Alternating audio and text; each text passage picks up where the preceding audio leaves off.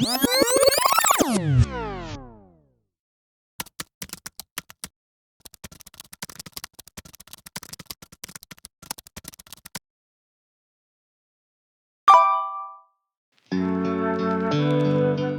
seems like for the past year, people have been obsessed with glowing up.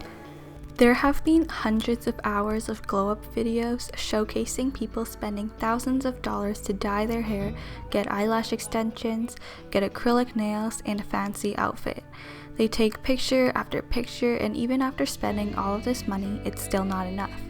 They use Facetune and apps to smooth their skin clear of absolutely any blemishes, and a warp tool to thin their waists and enlarge their assets. Even I have fallen victim to smoothing my skin on Facetune because I didn't feel like I was pretty enough for Instagram. They post their before and after pictures online where thousands of people can see their physical transformation. And these people wonder, when am I going to have my glow up? And I need to glow up, which can lead to a wrestling match between people and their self-confidence. A physical glow-up might not be synonymous with a mental glow-up, and in order to have permanent change in your life, you have to grow from the inside out.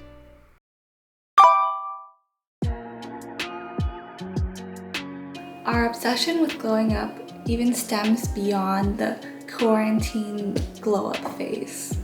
Movies such as Mean Girls, which depict Katie, a quirky, nerdy, not like the other girls girl, transform into a hot, men-attracting typical popular girl, as well as The Princess Diaries, which shows a brunette, glasses-wearing, curly-headed nerd turning into a hot teenager that meets societal standards of beauty. Can you see how a person who has a similar curly hairstyle may feel bad about their appearance due to this glow-up transformation? Additionally, we learn later in the movie that this glow-up didn't even help her become more confident. She just lost herself. Nowadays, there's the I spent thousands of dollars to not be ugly, or to be an Instagram baddie, or an ABG, which shows YouTubers spending a precarious amount of money in an attempt to fit the archetype of these characters. Usually in the before picture, they show themselves making a double chin with acne cream, messy hair, and dressed in pajamas. And in the after picture, they depict a perfect version of themselves to juxtapose their ideal self to their ugly self. These videos are definitely entertaining, and I watch them all the time. However, this state of perfection cannot be maintained, and they soon revert back to their old ways. Next is the series of workout transformations that became really popular over the summer, claiming that they got fit in just 2 weeks. We see people following these free workout programs to a T, showing massive and dramatic transformations. Exercise is obviously good for your health, but it actually doesn't help that much in losing weight, as it only accounts for a small portion of daily caloric burn. Thus, it may be hard to create a significant calorie deficit, one that is large enough for these dramatic 2-week changes. If there's one tip that I could give you, it's do not fall into the cycle of yo-yo dieting and exercising.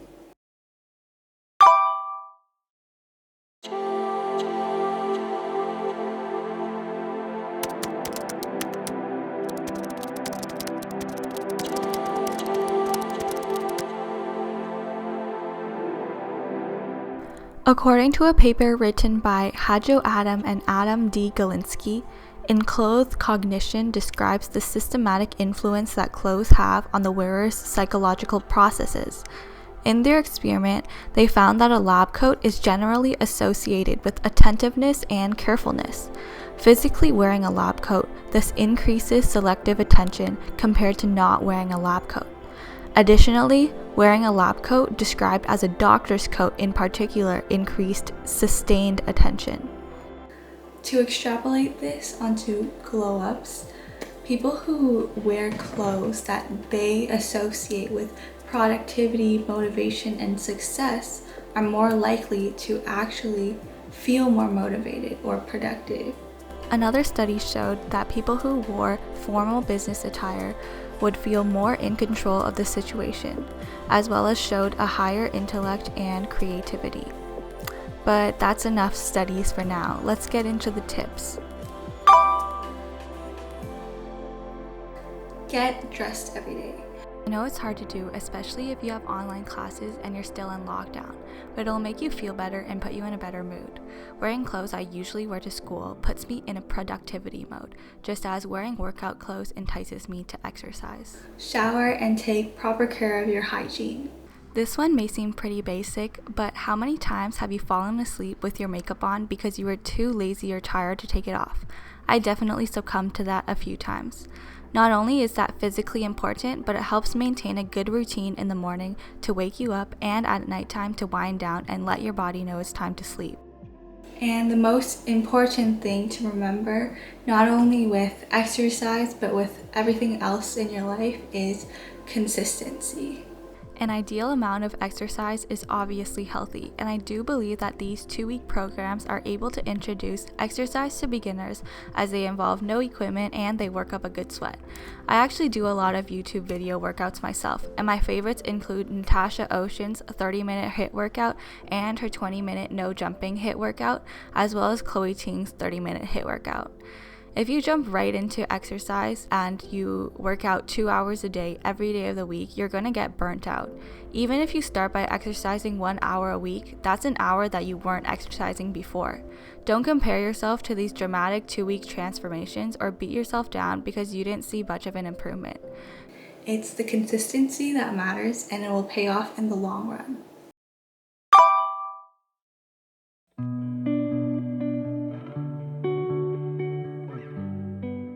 There is no question that there's a mental health epidemic happening amongst young people. According to a recent report, diagnoses of major mental illnesses have risen by 33% since 2013, rising even faster in young people, 47%. Major depression has increased by 47% for boys and 65% for girls. It can truly drain you, keeping you from eating, cleaning, taking care of your hygiene, and sleeping. You can't even do normal daily activities, much less study for school or work. What I've seen recently in the media are mental health glow-ups. After a long period of feeling like garbage, these people are not only more sound mentally, but they physically look healthier as well, and we should keep on promoting it. Here are some tips on getting there. Permanent change cannot happen overnight. Instead of short-lived bursts of happiness, attempt to develop long-term healthy habits and minimize bad ones. I highly recommend reading the book Atomic Habits.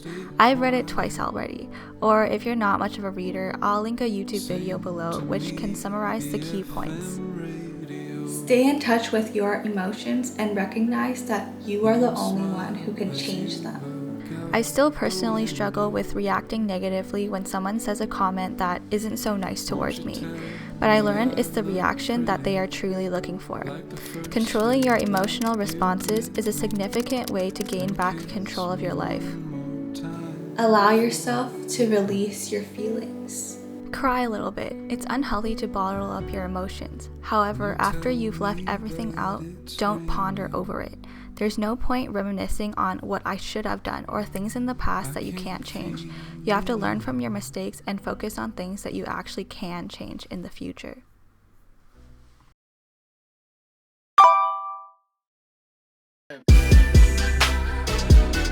In conclusion, I think glowing up is a good thing if done in a sustainable way in order to value long-term success and habits rather than a short-term glow-up transformation video. Thank you for watching. Like and subscribe. Have a good day.